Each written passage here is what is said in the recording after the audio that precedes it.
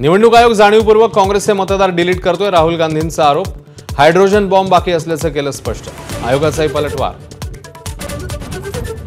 राहुल गांधींनी hydrogen bomb काय लवंगी बार सुद्धा फोडला नाही. फडणवीसांचा हल्लाबोल. राहुल गांधी सिरियल लायर असल्याची टीका.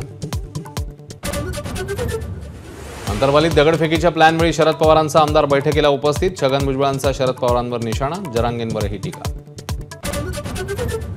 मराठा आणि कुणबी स्वतंत्र जाती. नव्या जीआरनुसार एकतरी प्रमाणपत्र मिळवून दाखवा. मराठा क्रांती मोर्चाचं जरांगेंना आव्हान. हैदराबाद गॅझेटच्या निर्णयाला आव्हान देणारी याचिका हायकोर्टाने फेटाळली. याचिका ग्राह्य धरणे योग्य नसल्याचं कोर्टाचं मत. याचिकाकर्ते सुप्रीम कोर्टात जाणार. ठाकरे ब्रँडवर फडणवीसांनी केलेल्या टीकेनंतर सामना रंगला. ठाकरे हाच खरा ब्रँड असून बाकी नशा नसलेल्या ब्रँडीच्या बाटल्या. संजय राऊतांचा फडणवीस आणि शिंदेंवर हल्लाबोल.